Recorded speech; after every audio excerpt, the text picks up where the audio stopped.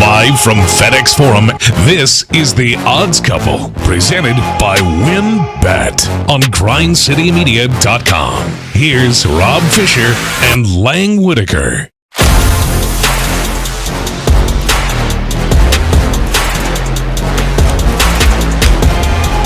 Hello, good people. Welcome to The Odds Couple. It is week two. Well, third week of play, but week 2 of the college football season. I don't know. We should go with like letters or something like the Week numbers. C. Roman numerals. Something different. You can go Roman numerals because there's no Roman numeral for 0, and that's the super thing about week 0. Whoa. That's how did the Romans just blew my mind? Yeah, how did the Romans get along with that? Maybe that's why their society failed.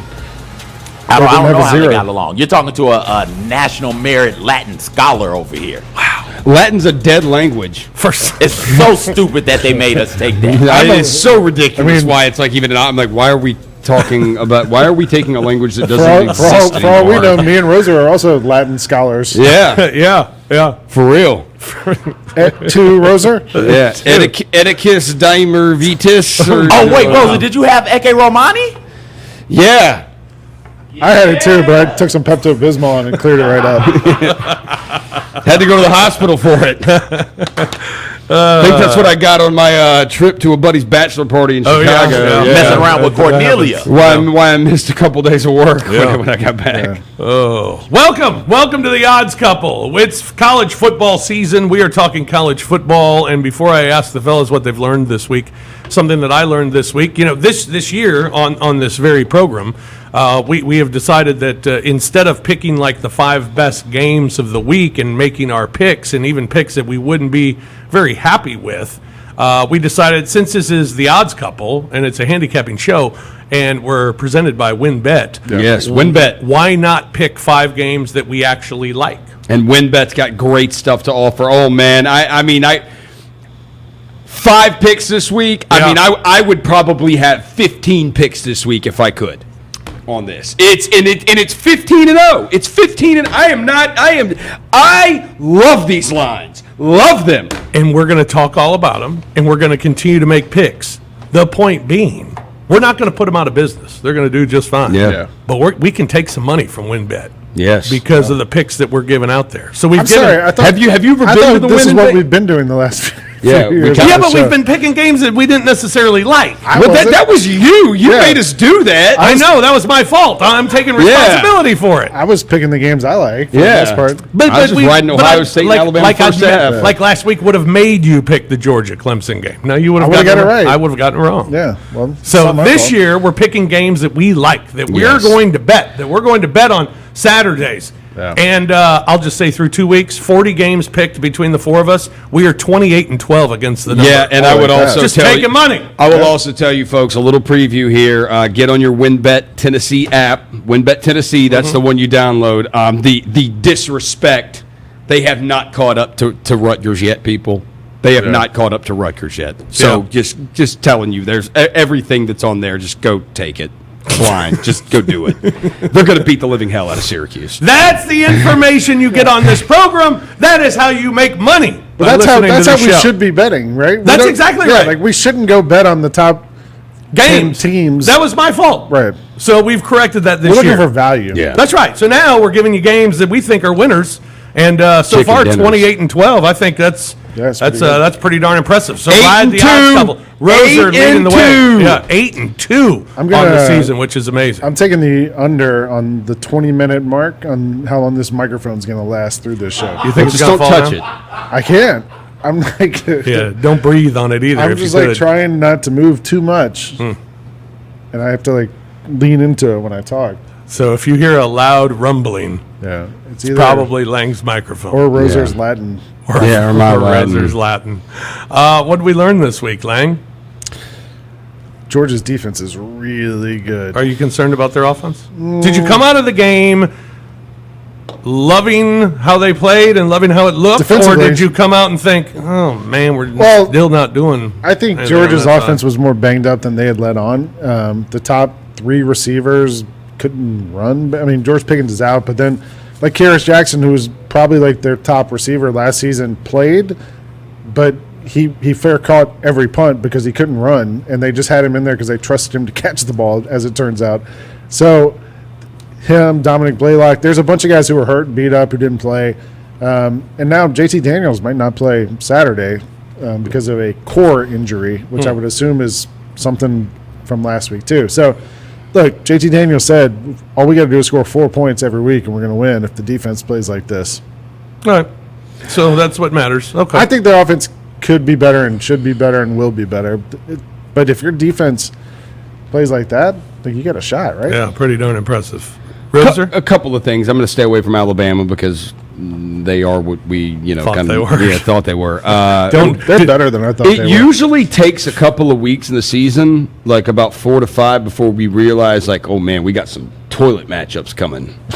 We have 2 this weekend already. Toilet bowl matchups. We've got Akron and Temple. Yeah.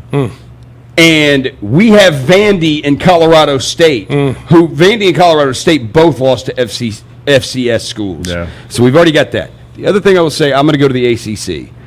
It is very different being the hunter as opposed to the hunted. And North Carolina 2 years ago almost beat Clemson and lost to them, I think, in overtime. They went for 2 and they didn't get it. And then last year, North Carolina, crazy year, but North Carolina's good last year. And now they come in this year, and Sam Howell's got all the Heisman hype in the world around him.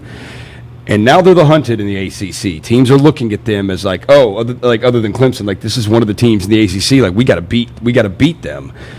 And Virginia Tech comes out and gets them the first week of the season. Now the hunter side of it is, watch out for Florida State. Norvell's got some speed on that team. Now, defensively, they've got issues in the secondary, but man, he's got some speed. And they looked better against Notre Dame than they did at any point in his first season. Well, I hope so. They looked better. They looked better, and they looked more cohesive. And I think even Mike Norvell would tell you this. He didn't realize how bad it was when he got there. Yeah. He didn't realize it. I don't know. I can't imagine they take that big of a leap. I don't know. I don't think like 10-2, but I think they are going to be. I think Notre Dame's not that good. I think they're going to be way, way better. I think the Notre Dame thing's one of the reasons. And one thing about Mike Norvell, he's going to get his team to play. Sure. They're going to play hard, and I think that was an issue in year 1 too of trying to get guys to play hard. I mean, everything you heard about the program was it was in disarray, a disaster. The players weren't buying in; they didn't care. I think Norvell had COVID early on. Remember? Right, it was just a miserable first year. But I think now he's going to get his guys to play hard. I think they'll buy in, they'll play hard, and they got athletes. I mean, they're Florida State. It's not like all their players suck, but they got they don't have the talent to be. Yeah. No, they're not a top 5, top 10 team. No, not yet. That would probably be something that could come next year. But I'm just saying they will be way more improved this year.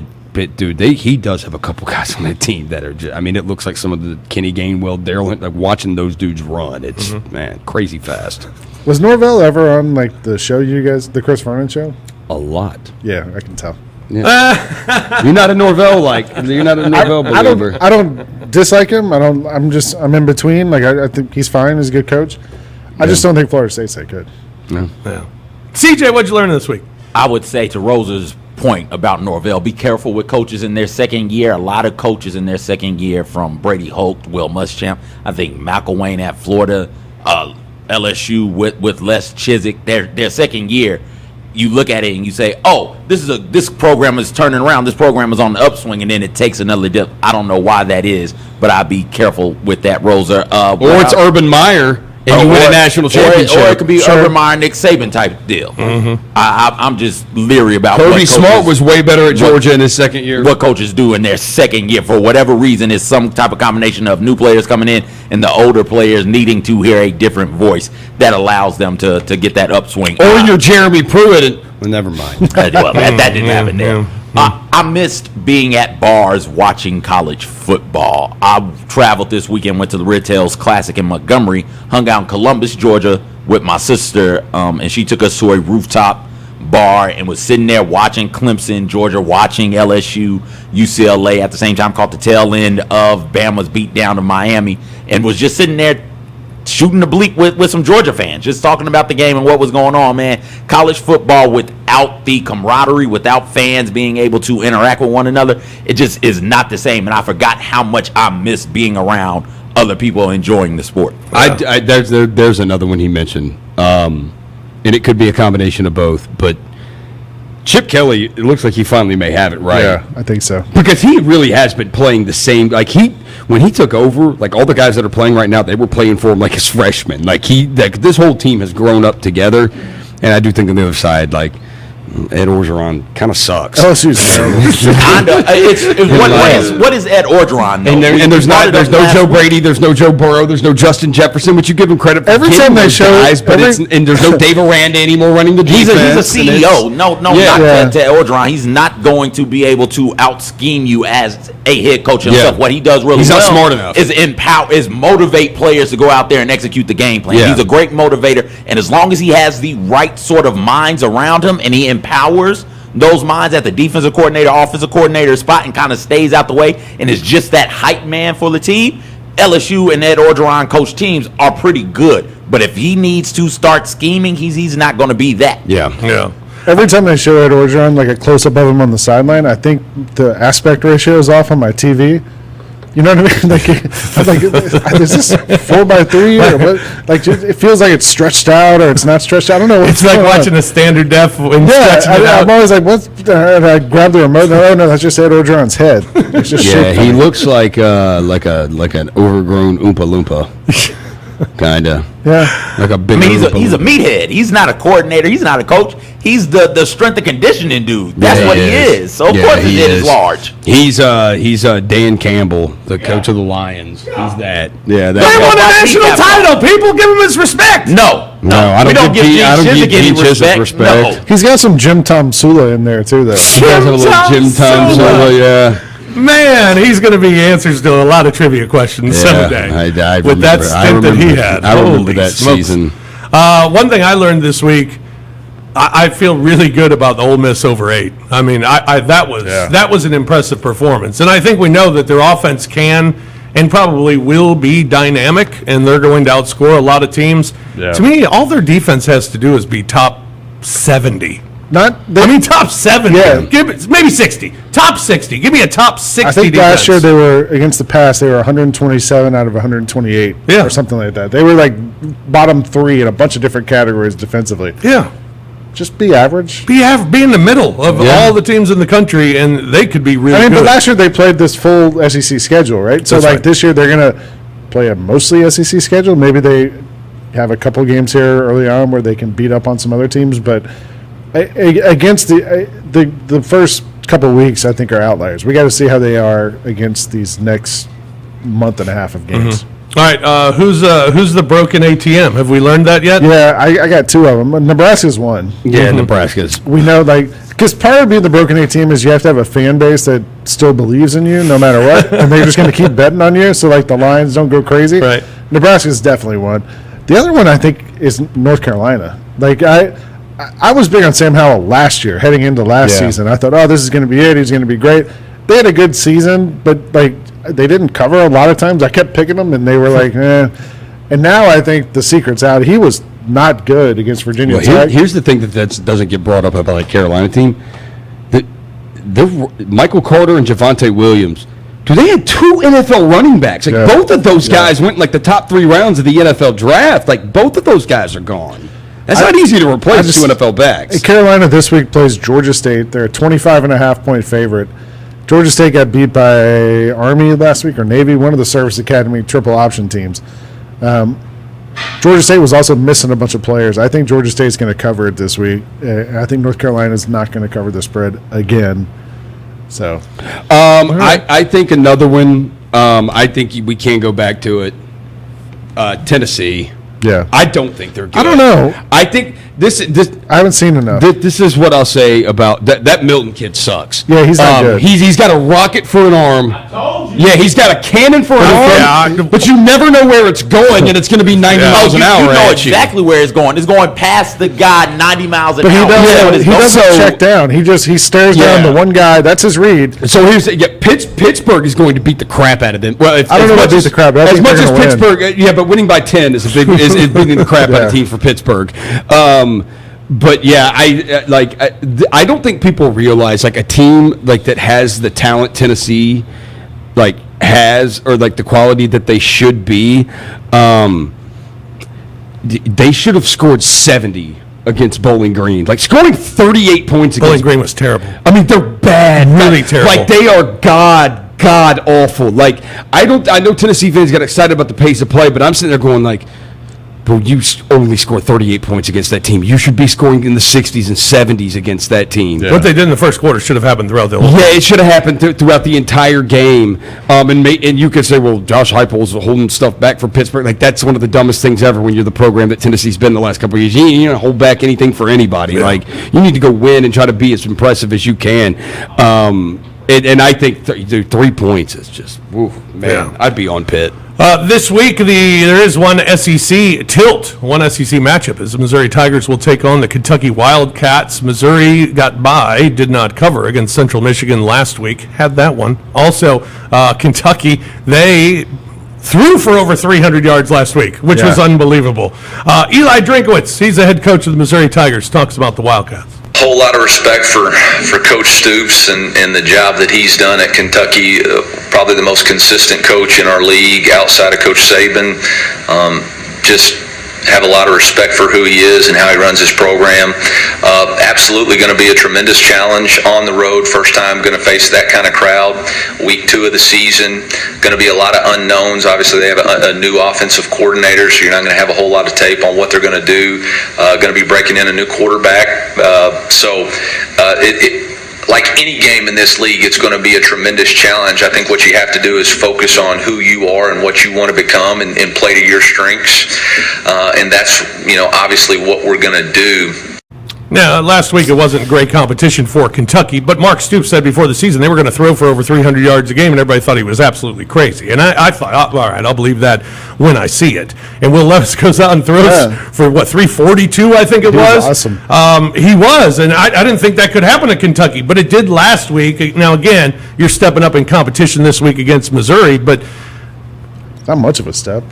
Oh, not that much. Real quick, because I got duped on Mizzou again. Fish, thanks for leading off with Kentucky and Missouri. Third place in the SEC East is on the line this weekend. That's what we're going to lead off with. Other broken ATM. I'm worried Vegas is going to catch up to it. I meant to bring this one up. And I have two outs on my mind. Indiana. They're not good. No. I called that. I called that win from the beginning. That team was all smoke and mirrors last season. They suck. Wow. Anyways. Kentucky, Missouri. I guess it is an interesting matchup. Who's the third best team in the SEC East? I mean, well, if Georgia can't score, that lends them to being a little bit more vulnerable. Georgia's defense will score 21 against one of these teams. Clemson's an above-average defensive team too. I mean, Clemson's got 5-star players all over the field. It's not like they were playing Bowling Green. Georgia's against a top 5 team. Georgia's offense is going to be fine against Missouri and South Carolina. I do think Kentucky's one of the teams. Kentucky and NC State are the 2 teams to me that I think are going to cover every week. And that no one's really got an eye on them. Like people aren't really paying attention to them. Vegas hasn't caught up yet. You're looking at things that I'm like that way with Rutgers. Vegas hadn't caught up. I think Vegas with Kentucky's under the assumption that a lot of people were. They're not going to go out and have an explosive offense. How is that even possible? Yeah. I mean, their quarterback's eating bananas with the peels on. It's a weird thing. Kentucky is 10-3 against the spread against winning teams. 17-10 against the number of their last 27. They've covered 11 of their last 13 on their home turf.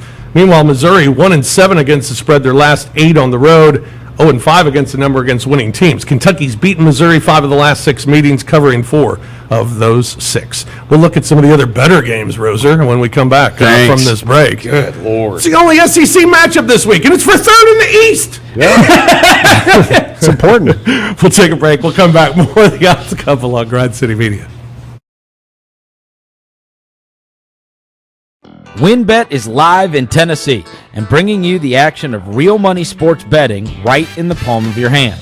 Now you can get in on the action with all of your favorite teams across NBA, NFL, NHL, MLB, MLS, and more. Don't forget to take advantage of the generous promos, great odds, and unique parlays available in Tennessee on the WynnBET app. Head to the App Store to download the WynnBET app and sign up today. First-time bettors will receive a risk-free sports bet of up to $500. Terms and conditions apply for all promotion. Get the details at wynnbet.com. WYNNBET.com. Must be 21 or older and present in Tennessee. Gambling problem? Call the Tennessee Red Line, 1-800-889-9789. The sun is out. That's a new development since the last time we sat here, and it is so hot. It is brutal. But I'm born and raised here, and every summer it hits you like a ton of bricks, and you're just thinking to yourself, you would think I'd be used to it by now. And every summer I think to myself, why do I not have braids right now? Like, why do I do this to myself every summer? Rise and Grind with Jessica and Megan. Live daily at 8 a.m. on grindcitymedia.com. You know the Grizzlies were taking you? So the whole time, I knew the Grizzlies were super interested, and this is what I wanted to be the whole time. I thought it was a perfect fit. Worked out for 10, 11 different teams, and the Grizzlies were the only team where, in a sense, felt like a college recruitment trip. You know, like it was like as if they were more happy me going there than me. I'm like, I'm happy to be here. Chris Vernon Show, live weekdays at noon on grindcitymedia.com or wherever you get your podcast. Don't miss the newest Grind City Media podcast, Infield Fly, with me, Rob Fisher, along with Lang Whitaker and Keith Murphy. Comes out each Tuesday, and we'll have the latest on our favorite teams and yours. Regional and Superstation teams, the Cardinals, Braves, and Cubs. While going around the horn to check in on the rest of the league. Be sure to subscribe today at grindcitymedia.com, iTunes, Spotify, and SoundCloud. Welcome back to grindcitymedia.com. Live from FedEx Forum. Now, here's more of the Odds Couple, Rob Fisher and Lang Whitaker. Presented by WynnBET. Hey, guarantee your seats to see John Morant, Jaren Jackson Jr. in your Next Gen Grizz next season, or this season, I guess we should say now. Place a 20% deposit today. Secure the best seats at the lowest prices to see your Grizz host the Lakers, the Clippers, the Nets, and more with 2021-22 Grizzly season tickets. Plus, when you become an MVP member, receive all the benefits, including special events, merchandise discounts, and more. Call 901-888-HOOP or click Grizzlies.com today. Welcome back, everyone, to the Odds Couple. Big games going on all week. We already talked about the Kentucky-Missouri. Third place in the SEC East on the line. That's a big one. That's right. Fish's favorite game of the week. That's right. Also, we got Arkansas-Texas going on this week in Fayetteville, as Texas will join the Razorbacks, who got off to a 1-0 start. Sam Pittman, head coach of the Hogs, talking about playing Texas. The older folks in the state of Arkansas are revved up about the Texas game. I read something where at one point during that rivalry, if you had Arkansas tags and you crossed into the Texas border on a away game, that you were not going to be sold any gas until you got back into Arkansas. Now, whether that's true or not, I don't know. But if it is true, now that's a rivalry. Man! Oh, yeah! You know those Sam Pittman, baby. You know those evolution charts when it shows like Sam Pittman? how humans came to be? Right. Sam Pittman's somewhere in between Orgeron and Matt Luke. I don't know where. He's somewhere in that scale between the two.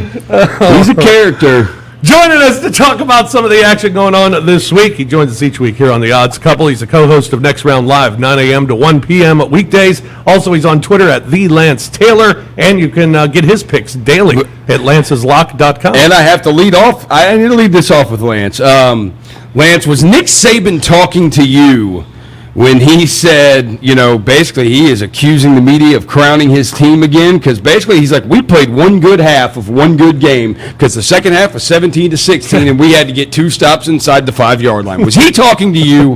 No, Roser, I don't go to those damn and I'll tell you guys, and I think we talked about this last week. I mean, I was shocked, not shocked that Alabama covered what went off as a 19-point spread, but the fact that it was deja vu. I mean, I was watching Tulane, Oklahoma. I didn't switch over to ESPNU or wherever the coverage began for that first drive. When ABC took over the coverage, it was Mechie going over the pylon for a touchdown, and I'm like, holy hell, this is exactly what we saw last year. They've scored within 3 minutes against the top 25. The next thing you know, it's 17-0, complete blowout. And I don't know if this team, I don't think it can be better than last year's version. There's no way. It's just, I think this combination, they're really good. They look like the most complete team again in college football, at least after week 1. And this is Manny Diaz again in a big game. Miami's just never going to get back. What about a team that we also kind of think that way about, at least the last couple of years? And when you talk about covering, they've been a covering machine. Roser rode them in the first half all season for maybe 2 years. Yeah. Ohio State. What'd you take from their performance?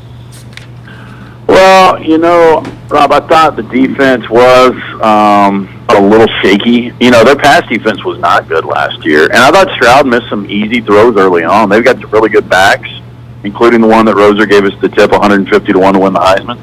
I don't know if that's going to happen. No, but really, probably not. Well, hell, the only guy in the Heisman race right now is Bryce Young.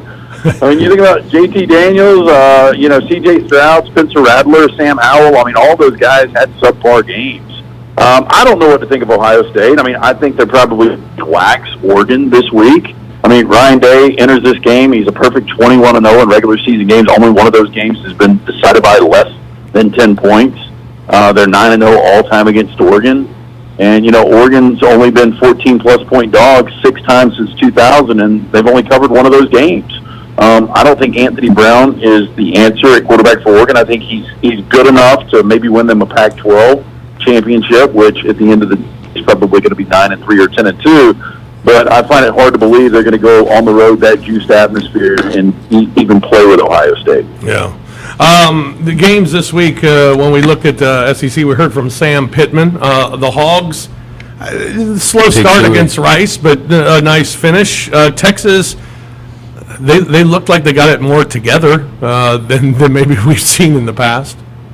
Yeah, I had Lafayette in that game, and I did think it was a lot closer than 20 points. Hudson Card made some really good third down throws.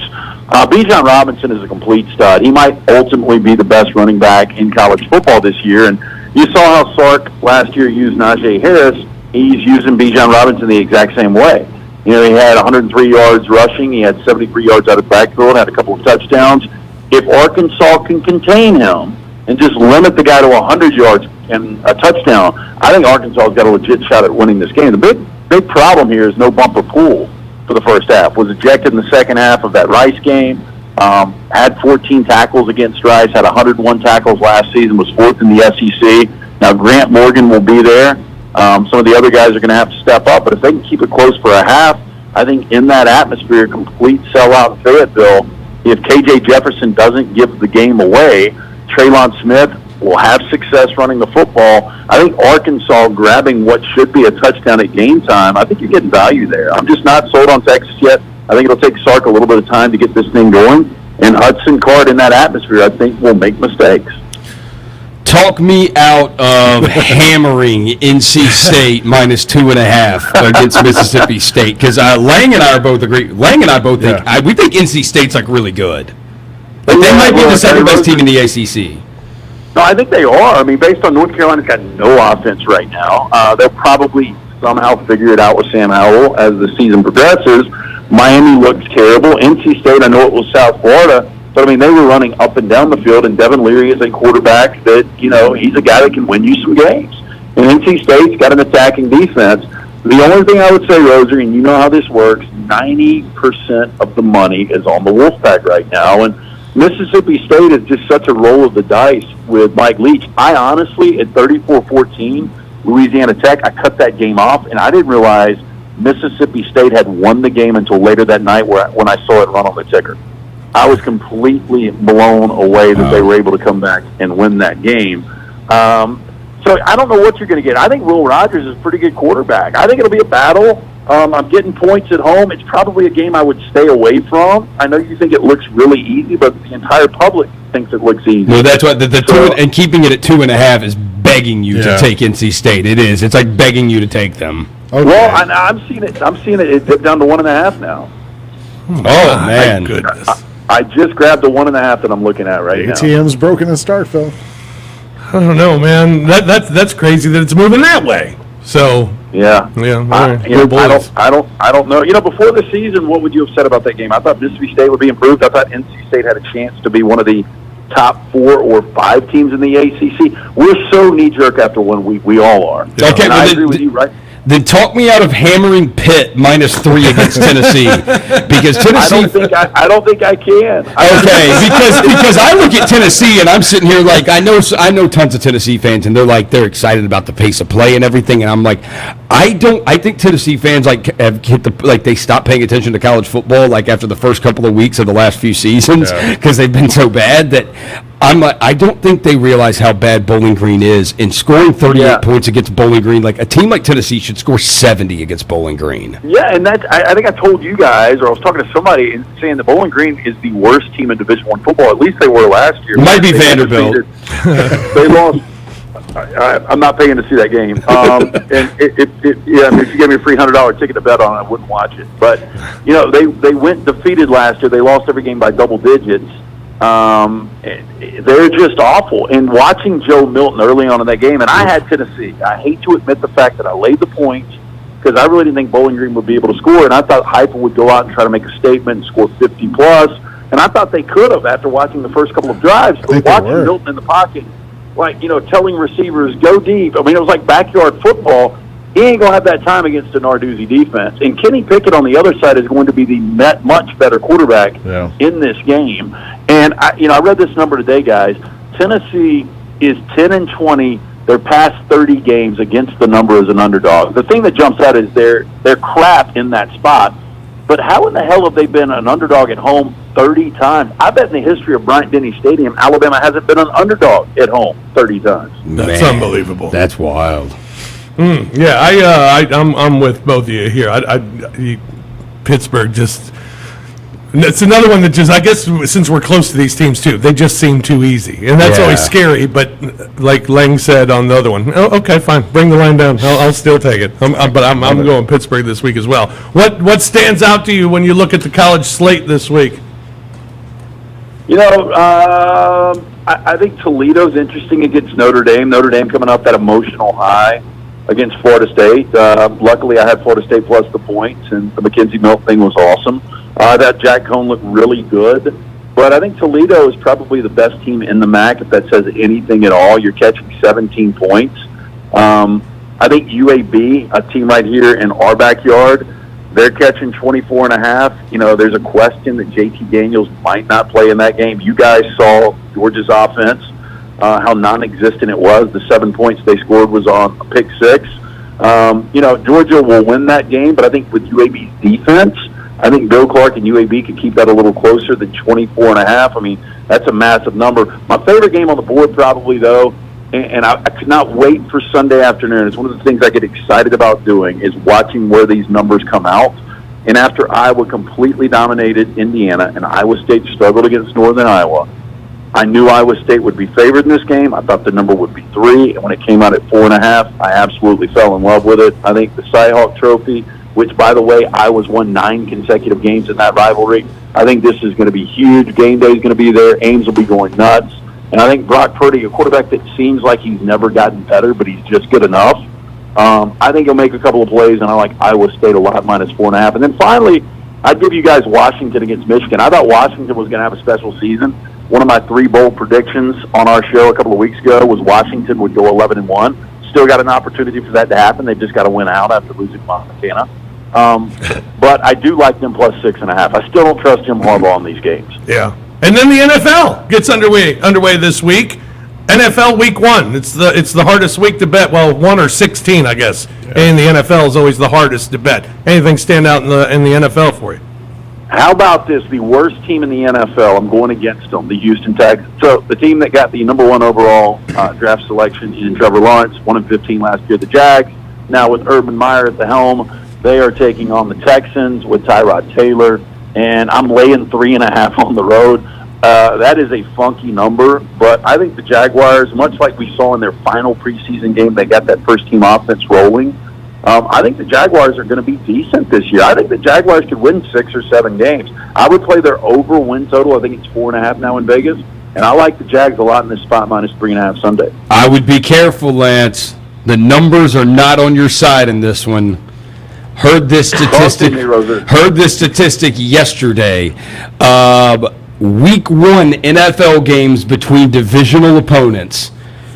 The home team that gets points is like 26-8, something like that against the spread.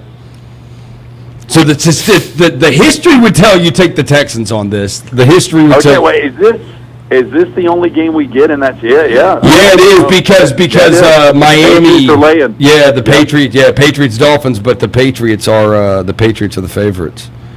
Wow. Which by the way, I like Miami in that game. I like Miami with the points. I think that's a tough first game for Mac Jones, that defense. I agree with you, and I think New England's going to end up being good this year, and I think Mac's going to be good, and I think that's a really tough opener for Mac. I agree with you. I like Miami in that, but hey, this is why we collaborate. I had no idea that's a hidden nugget there, a nice trend and angle. I think it's 20. It's like 26-8 or 26-9. It's a vague. It's a vague Roser stat. No, it's not. I got that from Stanford Steve. It's 26 and 8. You might have like just scared me off my favorite NFL game of the week, which is fine. While we're sitting here talking, the Ravens just had 2 knee injuries in practice today. Marcus Peters and Gus Edwards. So. Man, that's well. Here. If you don't, here's another one I love. My 49ers against the Lions. I love the under. I love the under 45. Jared Goff sucks. The 49ers have been seeing him for the last several years, and he couldn't do anything against them. And meanwhile, Dan Campbell talks about his players eating kneecaps and stuff. So, like, they're going to probably try to play really physical. So that, to me, has, like, 24-6 written all over it or something like that. I think your 49ers right now, best team in the NFC. And I'm a thank you. Yeah. All right. We'll see, though. Well, we own you. We own you. We own McVay. Oh, yeah. Ain't no doubt. Yeah, not the Cardinals, though. I hate them. Yeah. And that's the thing. McVay owns the Cardinals and he owns the Seahawks. Yeah, and the Seahawks are the one that bothers me. As long as we can take those other 4 and maybe split with you guys this year, I'd take it. Lance, lanceslock.com. Folks can get picks every day. Yes, very simple, Rob. Thank you very much. Just go to lanceslock.com. We've got baseball up, obviously college football, the NFL tonight. It kicks off, so looking forward to the entire season, every single play, every league. It's only $90 a month, $3 per day. You can check us out. Go to lanceslock.com. We'll give you a free play every day. Sample us. We've never had a losing year in 6 years. Jump on board, lanceslock.com. Awesome. Lance, always a pleasure, man. Enjoy the action this weekend, and good luck on all your bets. Yep, talk next week. See you guys. Thanks, man. Lance Taylor joining us here today. Memphis Tigers, meanwhile, they're heading to Jones Boogie this weekend to take on Arkansas State and Butch Jones and Tom Bowen, the athletics director at Arkansas State, former AD at the University of Memphis. Big Tom Bowen Bowl this week in Jonesboro. The Bowen Bowl. Tigers are favored by 5 in this ball game. Ryan Silverfield talking about how after last week's win over Nichols, the team can be better. A lot of things to clean up, like I said. All in all, the assessment of the O-line, please, the things we need to work on. We got to start fast, and our defense knows that, right? The first drive of both halves, right? The first opening drive, and then the first drive of the second half, I believe, weren't to our standards. We need to get more turnovers. I was pleased that offensively we'll own the football without any turnovers. But we got to do better in the red zone. Like, good job for Joe Doyle, but man, I told him I wish he was just kicking extra points. I was tired of hearing his name all night.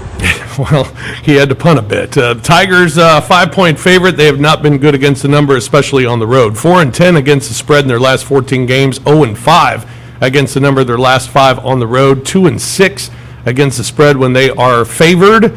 Also, their last 4 have gone under. Meanwhile, Arkansas State 10-5 against the spread in their last 15. Head-to-head, the underdog has covered 7 of the last 8 meetings between Arkansas State and Memphis. I like the Tigers to win, but I like Arkansas State to cover. I think they might cover too. I wasn't that impressed with Memphis. I mean, I know they won, but they started a freshman quarterback, and they kind of played ball control, and they were fine. It was fine, yeah. That's kind of what I took out of game 1. They weren't like the explosive Memphis of the last couple of years. No. And maybe that's just not who they are anymore. Yeah, I mean, the red zone play calling is what is what you worry about. Is it going to be a thing that goes all season? We'll see. Or is it just like, look, we're playing. Who did they play? Nichols, yeah. Nichols State. Who did they play? Who did they play? I was thinking Lamborghini Mercer, but that's who Alabama plays this weekend. So I think maybe it's just like, it felt like if Memphis wanted to, maybe if they wanted to score like in the 60s, they probably could have, but it's like, we know we can beat these. Let's just run the ball in the red zone and. But that became an issue last year. I remember a couple games last year, the Navy game, I believe, where fans on Twitter were like, why do we keep running the ball straight into the line of scrimmage every time, Like, do something different. It's not working. So we'll see how it goes on. But it does not appear right, and this does not shock me, because I said, watch their play calling, because Silverfield is an offensive line. He comes from he's an offensive line coach. Does he want to play a more ground and pound style? Yeah. What did Admiral Akbar say? Who knows? It's a trap. That people was watching Star Wars. That's right. It's a trap. I have no idea who that was. I know who Admiral Akbar is. Yeah, and he said it's a trap. Got Mississippi State around the corner next week. I think somebody gets bit this week. Somebody got an email straight up. We'll take Roser. Admiral Akbar weighed in. That's what I thought it was. This is the Odds Couple. We'll come back. We got our picks coming up. Also, we'll talk a little bit about the Shield. That's next here on the Odds Couple on Grind City Media. WynnBET is live in Tennessee and bringing you the action of real money sports betting right in the palm of your hand. Now you can get in on the action with all of your favorite teams across NBA, NFL, NHL, MLB, MLS, and more. Don't forget to take advantage of the generous promos, great odds, and unique parlays available in Tennessee on the WynnBET app. Head to the App Store to download the WynnBET app and sign up today. First-time bettors will receive a risk-free sports bet of up to $500. Terms and conditions apply for all promotion. Get the details at wynnbet.com. WYNNBET.com. Must be 21 or older and present in Tennessee. Gambling problem? Call the Tennessee Red Line, 1-800-889-9789. Who would your number one best international player of all time who has played in the NBA? I know it's hard. I would either go with Dirk or Olajuwon. Okay, that's what I was going to say too. Yeah, I mean, Giannis could very well be that person in 10 years. And he probably honestly will be. Yeah. Join Lang Whitaker and me, Kelsey Ray Johnson, every Thursday as we debate the hottest topics in the NBA. IMHO on grindcitymedia.com, YouTube, and our social channels. So there's 2 other NBA players from Ball State. One of them played 20 games for the Memphis Grizzlies. Okay. Trivia time! Rodney Buford. No, it's not Rodney Buford. All right, let me think. Ike Fontaine. Nope. Theron Smith. Yes, sir! Rodney! Theron Smith! The Chris Vernon Show, live daily on grindcitymedia.com or wherever you get your podcast. You could be mad at me like, oh no, you ain't tried my biscuit. I don't care about your biscuit, because these flaky biscuits, next level. My Nana's biscuits were the flakiest, most perfect biscuits, and I have the recipe, and I have yet to be able to recreate those biscuits. And every time I try, I fail, and it makes me so sad, because will I ever have a biscuit that tastes as good as the biscuits I grew up on? Probably not. Rise and Grind with Jessica and Megan. Live daily at 8 a.m. on grindcitymedia.com.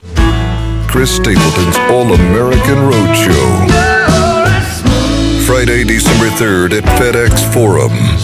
With special guests, the Marcus King Band. You wanna drink a water, got to go to the well. And Yola. Take a ride out in the country. I can be your On sale now. Buy tickets at livenation.com or the FedEx Forum box office. Chris Stapleton's All-American Roadshow.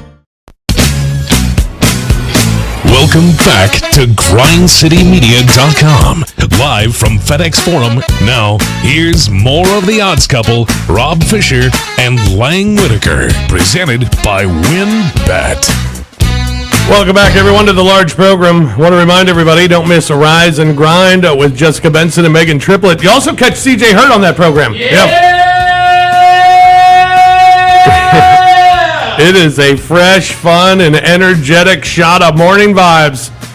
They catch you up on the latest in sports, entertainment, pop culture, and everything Memphis. Check them out every day. GrindCityMedia.com, Grind City Media on YouTube, or via the official Grizzlies mobile app to catch Jessica and Megan, or download each episode daily. Subscribe at iTunes, Spotify, or SoundCloud today. Fantastic. Tune in to Rise and Grind. Welcome back, everyone, to the Odds Couple. The NFL underway. We're back. Shield. Oh, God, Rob, I can't wait for this quote, too. Of all the players that play in the NFL, the one you chose to play a 52-second clip of. Who is it? I mean, look. Oh, it's coming. Jameis Winston. Oh. All right, We let's just go ahead right and here hear and this. just get I over think this. I've heard this quote. Let's hear it. It's good stuff, man. He got LASIK surgery. There's a big matchup this week, New Orleans and Green Bay. In New Orleans, where the Saints are a 4.5-point dog at home against the Green Bay Packers. New quarterback of the Saints from Drew Brees. They now have Jameis Winston going forward. Here is Jameis on being the starting QB. I have a wonderful opportunity. So how do I take advantage of that, right? I apply some of the things that Drew taught me last year, right? I had some good things that I developed being a starting NFL quarterback. You know, that's the most desired position in sports to me. So I just go out there and I do those things, and I have my schedule and I execute. It's simple. It's not too tough. Like I think I made things too challenging when it's just I'm playing a sport that I love, right? I'm playing with a great organization, a great team. Just got to go out there and play quarterback. How valuable was last year for you? Very valuable. You know, when you get a chance to sit behind Drew Brees and just see his process, see how he does things, and you get to see the continuity of he and Sean and Pete. And last year we had Joe Lombardi up there in the quarterback's room. It was just a very engaging meeting room. So you learn a lot, you listen a lot. One of the first times I got a chance to just sit back and watch and listen and learn, man. So just taking notes and trying to apply those notes now. All right, there you go. Applying those notes. I didn't hear it. Yeah. My headphones broke. No, you missed it. Did I miss anything? Yeah. Look, as a Falcons fan, I'm thrilled about the Jameis Winston era beginning in New Orleans. I know he had LASIK. Does that help colorblindness? I think I don't know. This is. I will say this. We'll find out. This is what I'll say for Jameis Winston, though. I don't think he's going to be bad in New Orleans. I think Sean Payton's like a really good coach and such a good offensive coach that he's not going to. Jameis will be good. How good, I don't know. All he's got to do is hand the ball to Latavius Murray, and they got rid of him. Oh, they cut him. Yeah, they cut him. Oh. So they cut him yesterday. So I like leading rusher last year. But the other thing, this is Jameis. This is where Jameis gets you, because you hear Jameis talk and how he says everything, and it's like, man, this dude gets it. Like he finally gets it, but it's. He talks like that in every interview, and you come away so impressed, and then he gets on the field, and it's like, dude, you do the same stupid stuff over and over again. He talked like that after the crab leg thing. Yeah, and you still were like, you bought it. You were like, yeah, no, he is. Wasn't that a thing? He is the crab leg incident. Jameis had to do it with the crab legs. Be like, yo, I thought I had a hookup with somebody there. I don't want to throw that person under the bus so they get fired and be done with it. Vernon, I give Vernon credit. Maybe he thought they were something else, and the color was wrong. Vernon called this out about him. He said they did an E60 thing on Jameis Winston after he was drafted, shortly after he was drafted #1 overall by the Buccaneers. And they went back to his hometown in Alabama, and he's like, to like visit with his family and everything. And he's like, dude, his family is still living in like this ruddy house, like that doesn't have indoor plumbing. And he's like, bro, you just signed a $50 million contract. Like, why is your family still living here, man? On Hard Knocks a couple years ago, when it was the Buccaneers, they interviewed the GM, and he was like, when we drafted Jameis when they won the first overall pick, he cried. He's like, this guy's going to change our franchise. This is it. He knows how to sell it, man.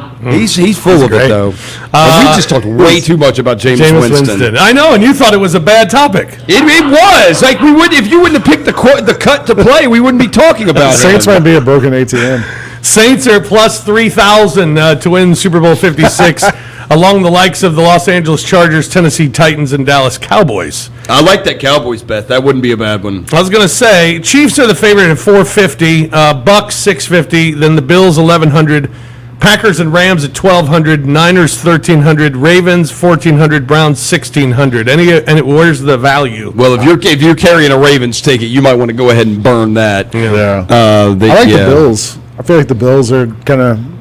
Everyone's talking about the Chiefs, and I think the Bills might sneak up and score a crap load of points this year. What if Matt Stafford's really good? No, he's not. He's not? I saw him play in college. You don't think he's good? He's not good. Where's Cleveland? Cleveland 1,600. I like that one. I shouldn't say he's not good. Browns. Matt Stafford is good. He's not great though. Like he's not. But he's better than Jared Goff. But with a really good team, couldn't he be? He's better than Jared Goff. But No, he had really good teams in Detroit. Yeah, he had good teams in Georgia. Megatron. Like he's not going to be anything more than what he is. Okay. All right, it's time for our picks. Cool. I'll go ahead and start. Fish's 5 this week. Whoa, I'm sorry. Can I not follow Roser? Yeah, I just don't have the capability to match Roser. Let Roser go last. I can't match Roser. Oh, I can go last. It's fine. We'll have Roser go last. Okay, thank you. I appreciate it, Rob. All right, I'm going to go first. Let's go back to it. Vicious 5 this week. I like the Iowa Hawkeyes plus the 4.5 going against Lance there. Iowa 3-0-1 against the spread as a dog. I can.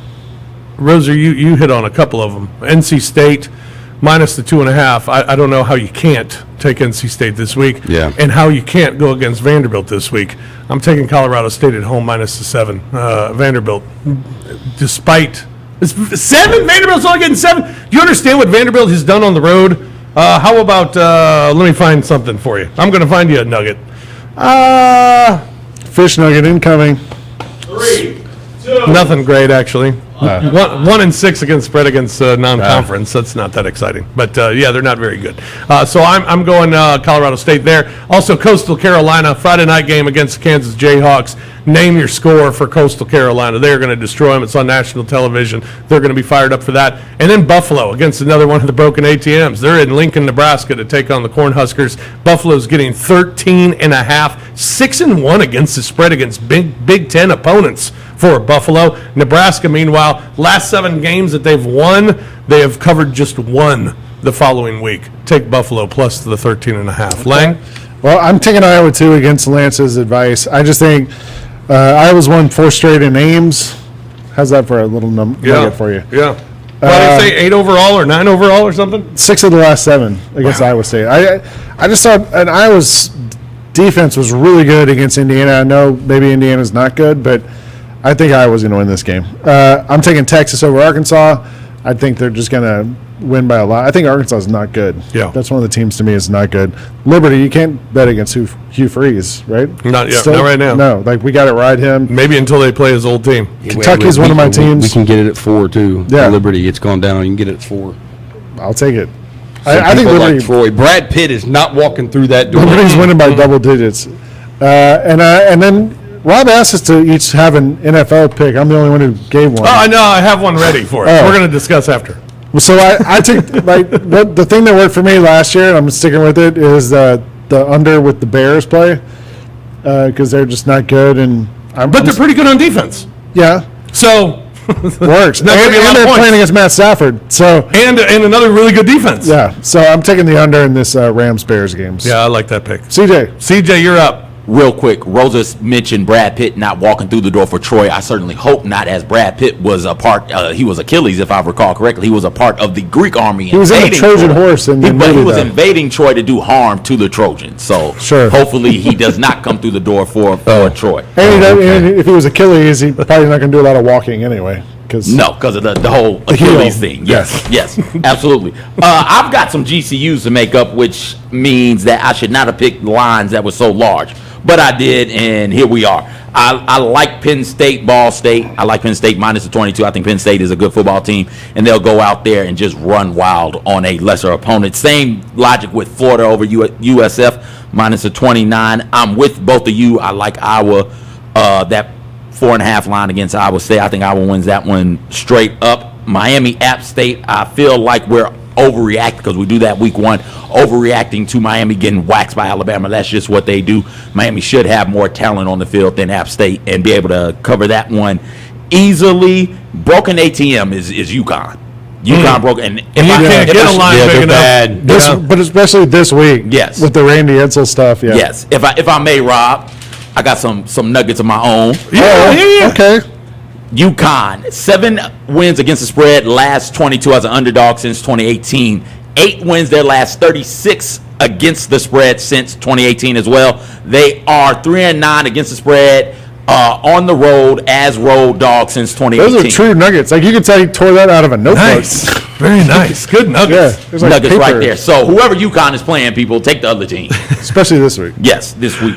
I think that's it. Yeah, well, another one could be Temple and Akron play. Yeah. And Temple's favored by 7 points, and Temple's on the road at Akron, and it's like, dude, why is Temple's last, 6 games on the road, the closest that they have come within is 12 points to winning is 12 points. Like, they've gotten beat. It's like 40, 30-something, 20-something. I mean, they just get destroyed. All right, so you gotta have me really 5. I've really got 6 picks on 2 games. I just wrote down 5. But yeah, he wrote down 5. So we'll go with NC State minus the 2.5. It's minus 1.5 now, but that one does kind of have me a little worried because it is begging you to take it, and because we all kind of agree on it, so that kind of freaks me out about it. Liberty. Don't freak out. Right? Mississippi State's not good. NC State is good. Yeah, give me Liberty or give me death. I'm rolling with Hugh Freeze. He's got Malik Willis. He's got an NFL quarterback. This is the most history references you've ever had. And now we are going to and now what we are going to do is, this is where you bet the farm. These are 3-way bets on both of these teams. Rutgers is playing Syracuse. Rutgers is good. I know they played Temple, who sucks, but they waxed them. They beat them. They scored 61 on them. We're going to go Rutgers minus the half point in the first half. Rutgers minus 2 against Syracuse for the game, and Rutgers over 27 points for the game. Next one we'll go to Coastal Carolina minus 7 in the first quarter against Kansas. Coastal Carolina minus 14.5 in the first half. Coastal Carolina minus whatever it is. It's under 4 touchdowns. Take Coastal Carolina. Also, Coastal Carolina over 39.5 points in this game. They're going to score 50 to 60 on Kansas easily. Those are my picks right there. Wow. You want NFL picks? Dolphins plus 3. Love this one now, and I hope you got it early. Raiders plus 4.5 against the Baltimore Ravens. Love that one. Love it even more now with the news coming down about the Ravens. Niners, Lions, under 45 points. There you go. I got more. I do. I like the Buffalo plus 14. I love that one. I know I went with a lot of chalk on here with my college picks, but the Coastal Friday night ESPN home game, they are going to murder Kansas 56-7. And y'all were trying to make me follow this guy. 56-7. I'm not following Rosa anymore for the duration You of know my who the career. coach of Kansas is, by the way? I just looked it up because I didn't know. It's the guy who was at Buffalo the last 3 years who had that amazing offense. Oh, yeah? He's the Kansas coach now. He took the staff with him to Kansas. Just for what it's worth. It's going to take him a year or 2 to get his players in there. I know. Yeah, they just saying. But as of now, he's got a good scheme. Who did Kansas beat last year? Nobody. Like Western State North or something? And they rushed the field. Yeah, and they rushed the field. They won 23-13 or something. Okay, they're getting waxed this week. They beat South Dakota last week. Waxed. How about that? Yeah, they're getting waxed. A couple other games I like in the NFL as well. Love Cincinnati getting the 3. I do. The Vikings. I like Cincinnati too. Minnesota's failed to cover in their last 7 games. I also like the Titans minus the 3 against the Cardinals this week. Arizona just 2-7 against the spread. Their last 9, 1-4 against the spread. Their last 5. And we don't know if Kyler Murray's good yet. Oh, I love that. He's good. There it is. Like we don't know if Kyler Murray's good yet. He's fine. He's not awesome. And I think he's the Titans not are really good. Kyler Murray has not done what you would expect when you draft the number 1 pick. When you draft a quarterback with the number 1 pick. He hadn't done that. Yeah. All right, that's going to do it for this week. Don't forget our picks thus far, 28-12 against the spread. 8-2. Roser's leading the way 8-2. I'm about to be, I just gave you like 13 picks, so I'm about to be like, what? 4-1 on the SEC. 21-2? Yeah. What's Roser? 0-0 on the SEC. Roser has stayed away from the SEC thus far, but is stepping out there this week with going against Mississippi State with the Wolfpack. Right, I could have just had Alabama first half again last week. So ride that again. No kidding. All right, that does it for us here on the Odds Couple. For CJ, for Roser, for Lang, I'm Fish. Thanks for joining us. We'll talk again next week. Enjoy the weekend and good luck with your bets this weekend. Talk to you next time on the Odds Couple here on Grind City Media.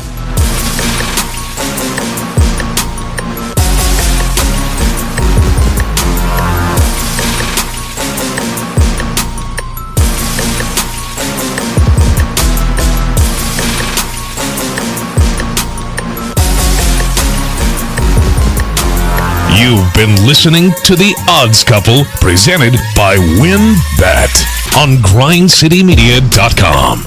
Tune in next week with Rob Fisher and Lang Whitaker.